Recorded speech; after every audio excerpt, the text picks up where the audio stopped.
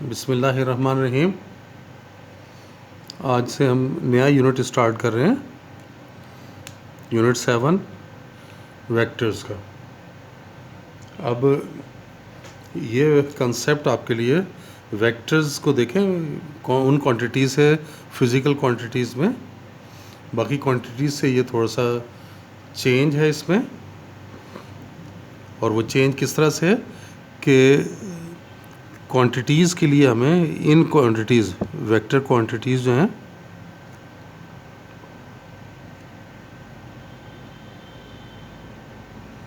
Vector quantities require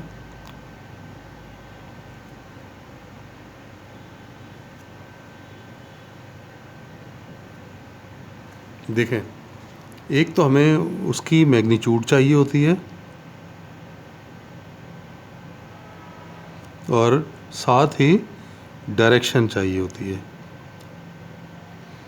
ऐसी quantities जो कि सिर्फ मैग्नीट्यूड के ज़रिए एक्सप्रेस ना हो सकती हों, बल्कि हमें उसके लिए डायरेक्शन भी मालूम करनी हो, तो ऐसी क्वांटिटीज़ को हम वेक्टर्स का नाम देते हैं।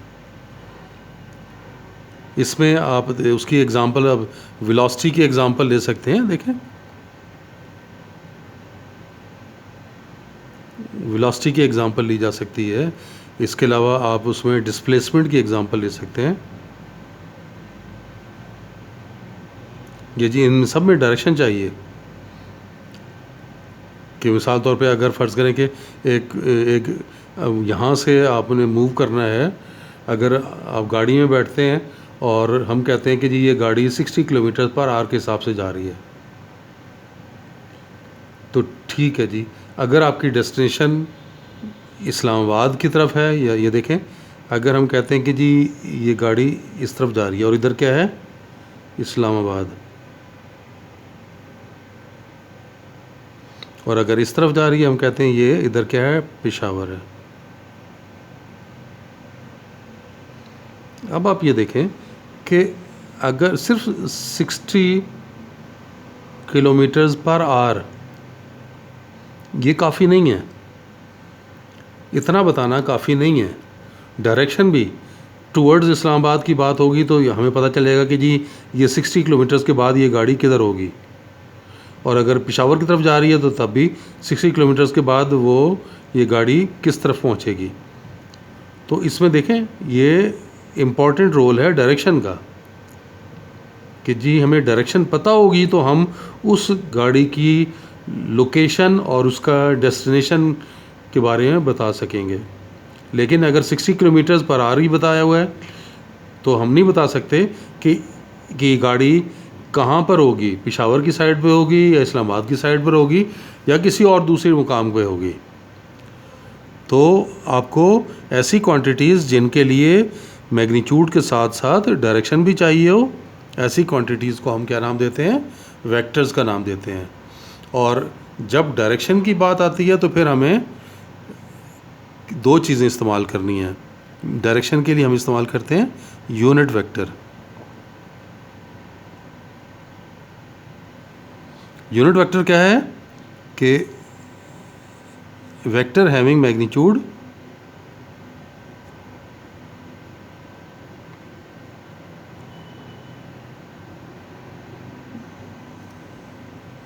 Having magnitude unity. यूनिटी का मतलब 1, कि ऐसा वेक्टर जिसकी मैग्नीट्यूड 1 हो उसे हम यूनिट वेक्टर का नाम देते हैं। तो अगर मैं v वेक्टर लेता हूँ, वेक्टर को मैं v कहता हूँ, ये नीचे एक लाइन आप इस तरह से लगा दें तो ये आपकी बुक में, क्योंकि ये रिप्रेजेंटेशन वेक्टर के लिए दी हुई है, तो वही हम भी इस्तेमाल कर लेंगे कि ये v और ये नीचे एक लाइन लग गई तो ये वेक्टर बन गया। और विदाउट दिस लाइन होगा तो वो मैग्नीट्यूड है।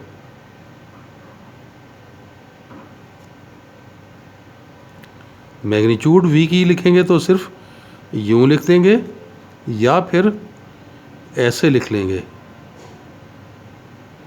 ये एब्सोल्यूट का साइन डाल के, और फिर ये वेक्टर है ये, और ये उसकी मैग्नीट्यूड के लिए ये ब्रैकेट डल गई। तो दो तरह से लिखा जा सकता है मैग्नीट्यूड को। और यूनिट वेक्टर में हम क्या बात बता रहे हैं कि यूनिट वेक्टर में मैग्नीट्यूड 1 हो जाती है। तो वेक्टर के लिए देखें, ये v वेक्टर जो है यहाँ पे, चले यहाँ पे ये बताता हूँ, ये v वेक्टर जो है उसके दो हिस्से हो गए, एक उसकी मैग्नीट्यूड और एक उसकी डायरेक्शन। डायरेक्शन के लिए यूनिट वेक्टर जो है वो इस्तेमाल करते हैं हम ये वाला, यानी यूनिट वेक्टर के लिए आप ये सिंबल इस्तेमाल कर लेते हैं, तो ये जाहिर करता है यूनिट वेक्टर को। यानी जब भी ये सिंबल आप इस्तेमाल कर रहे होंगे तो हम कहेंगे कि ये वेक्टर यूनिट फॉर्म में या यूनिट वेक्टर की फॉर्म में लिया गया है। अब आप इसको देख लें कि ये उसकी मैग्नीट्यूड, ये उसकी डायरेक्शन, या इसको उधर डिवाइड कर दें तो आपको क्या पता चल रहा है, यानी यूनिट वेक्टर कैसे बन सकता है। ये ऊपर वेक्टर आ गया और नीचे क्या है, ये उधर चला जाएगा, तो ये उसकी डिवाइड कर दें। या इसको ऐसे लिख सकते हैं कि ये वेक्टर हो गया और नीचे इस तरह से लिख लें, अब ये नीचे उसकी मैग्नीट्यूड, ये मैग्नीट्यूड। तो वेक्टर को मैग्नीट्यूड से डिवाइड करें तो यूनिट वेक्टर आ जाता है।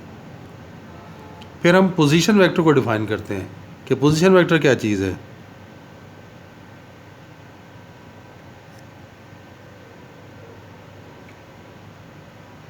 Position vector of a point, उसके लिए आपको एक रेफरेंस पॉइंट होना चाहिए। देखें, मैं अगर हम एक्स एक्सिस और वाई एक्सिस को ले लें, ओरिजिन को रेफरेंस पॉइंट ले लें, अगर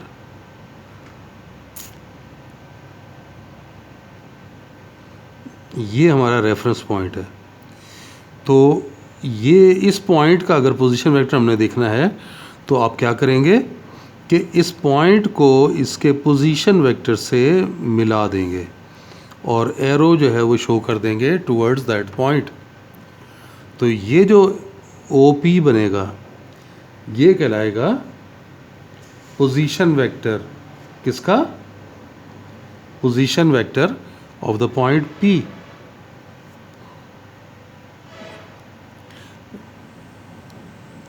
the vector originating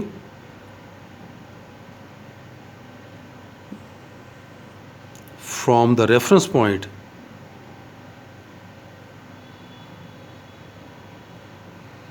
और यहाँ पे हमारे केस में क्या है, हमने ओरिजिन को लिया हुआ है ना, रेफरेंस पॉइंट हमने ओरिजिन लिया हुआ है कि वो वेक्टर जो कि रेफरेंस पॉइंट से स्टार्ट हो रहा है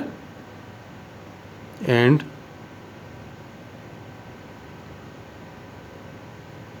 terminating at P is called position vector, is called position vector of P। तो इस फिगर में देखें, in the figure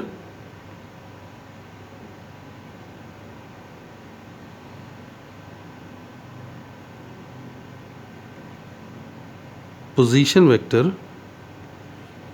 of P is equal to OP। ये हमने ऊपर ये सिंबल डाल दिया, एरो का साइन डाल दिया कि ये OP, O से देखें स्टार्ट हो रहा है और P पे जाके ये ख़त्म हो रहा है, तो O से P तक ये वेक्टर। तो ये पोजीशन वेक्टर को हमने डिफ़ाइन किया कि किसी वेक्टर का पोजीशन वेक्टर कैसे निकाल सकते हैं। फिर अगर हम रेक्टेंगुलर कंपोनेंट्स की बात करें किसी वेक्टर के रेक्टेंगुलर, उसके लिए हम पहले यूनिट वेक्टर्स डिफाइन कर लेंगे प्लेन में। यानी अगर आप प्लेन में किसी वेक्टर को देखना चाहें तो कैसे देख सकेंगे,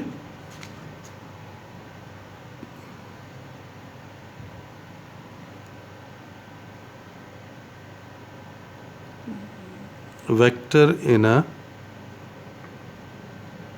अ प्लेन। यहाँ पर अब देखें कि अगर हम ये एक्स एक्सिस और वाई एक्सिस ले लें, तो ये प्लेन है ना, एक्स वाई प्लेन है ये, और इस एक्स वाई प्लेन में आप देख सकते हैं कि ये अगर हमने पॉइंट लिया है तो ये हमारा ये वेक्टर है प्लेन में, और क्यों? क्योंकि ये एक्स और वाई प्लेन के अंदर है।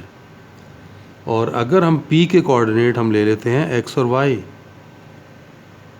ये अगर हम p के कोऑर्डिनेट ले रहे हैं तो उस सूरत में ये वेक्टर रिप्रेजेंट हो जाएगा, OP वेक्टर को देखें ऐसे लिखेंगे फिर, OP वेक्टर इक्वल्स टू, ये ब्रैकेट इस्तेमाल कर लेते हैं हम प्लेन के लिए। ये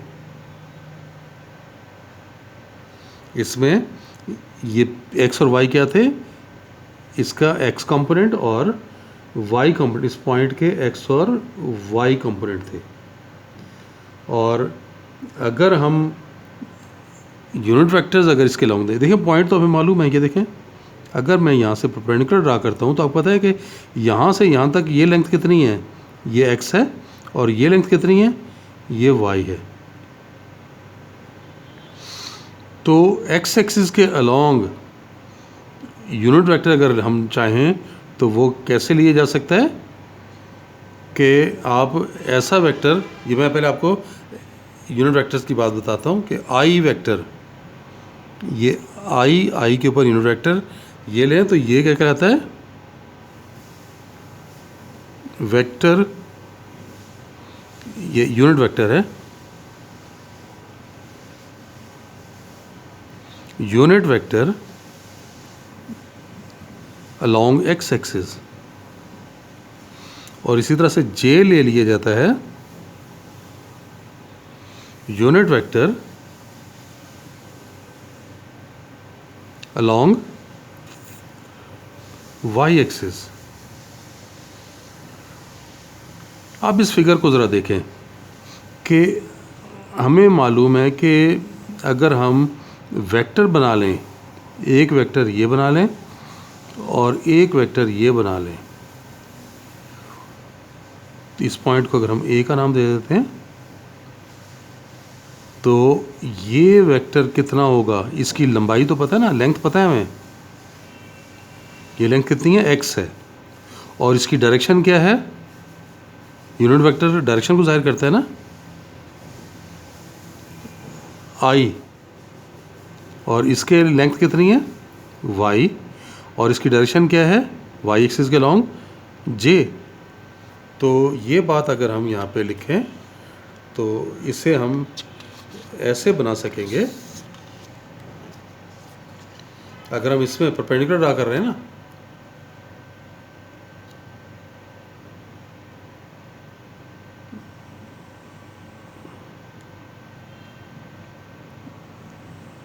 draw perpendicular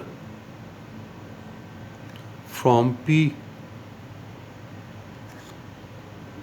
to x axis, तो आपके पास क्या बन गया, so measure angle A is 90 degree, ये 90 का एंगल आ गया ना, ये 90 का एंगल है। और इसमें आप देख सकते हैं हेयर ओ ए मैग्नीट्यूड, ये वेक्टर नहीं ले रहे, यहाँ से यहाँ तक की लंबाई लें तो वो x है, और इसी तरह से ए पी यहाँ से यहाँ तक ये जो लेंथ है ये कितनी है, ये y के इक्वल है। और अगर मैं इधर पे इसके परपेंडिकुलर यहाँ देखें, मैं ये ड्रा करता हूँ, ये मैं b ले लेता हूँ, तो ये और ये इक्वल होंगे ना, देख लें दोनों बराबर हैं, ये ए पी ले लें या ओ बी लें, ये भी y के इक्वल है। तो ये बात यहाँ पे लिख सकते हैं हम कि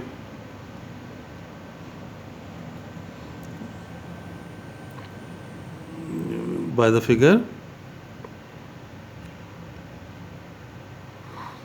the figure OP is equal to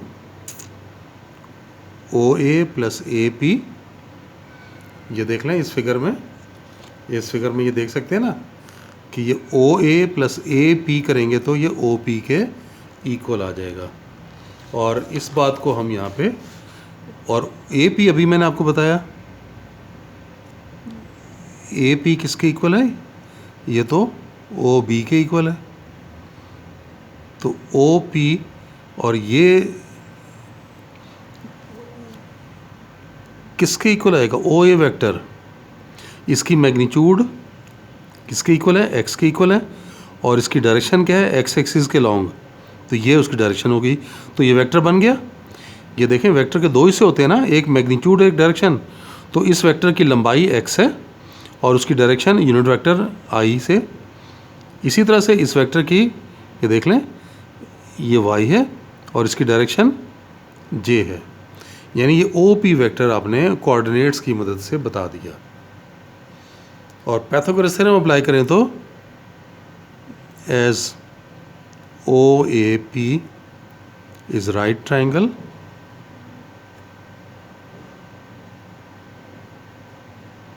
so O P square equal to O A square plus O B square. और ये वैल्यूज़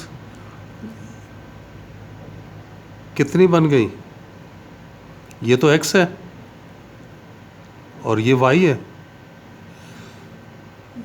तो ये आपके पास ओ पी वेक्टर की मैग्नीट्यूड आ गई x square plus y square. तो इस टॉपिक में देखें हमने वेक्टर के, अगर आपको ये देखें, मैं आप दोबारा इसे समराइज़ कर रहा हूँ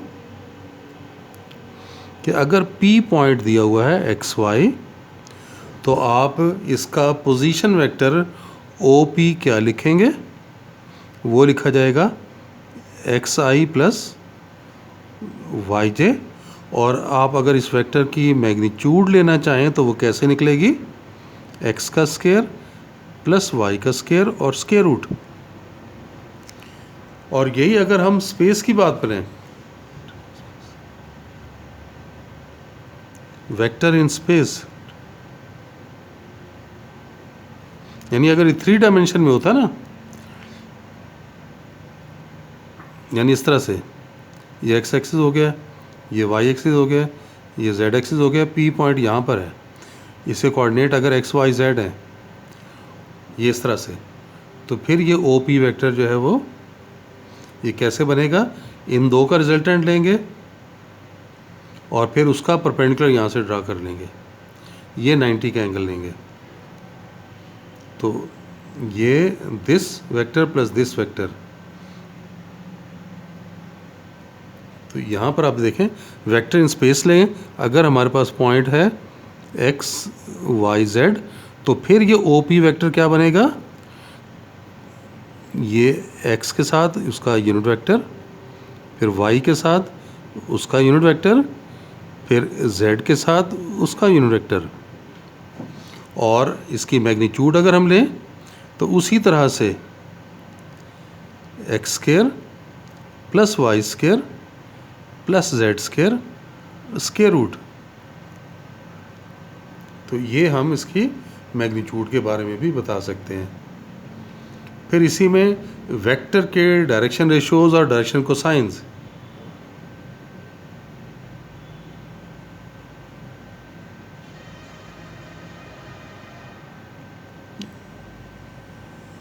direction ratios and direction cosines of vector. देखें अगर हम P पॉइंट या ये ओ पी वेक्टर ये ले रहे हैं, एक्स आई प्लस वाई जे प्लस जेड के, तो इसमें ये जो आई जे के साथ जो कंपोनेंट्स हैं ये रेशोज हैं। Here x y z are called direction ratios.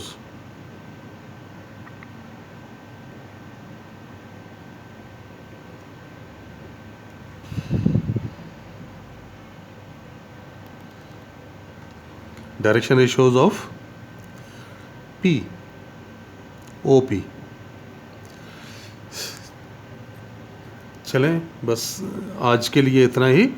इंशाल्लाह नेक्स्ट लेक्चर में हम आगे चलेंगे। तब तक के लिए अल्लाह हाफिज़।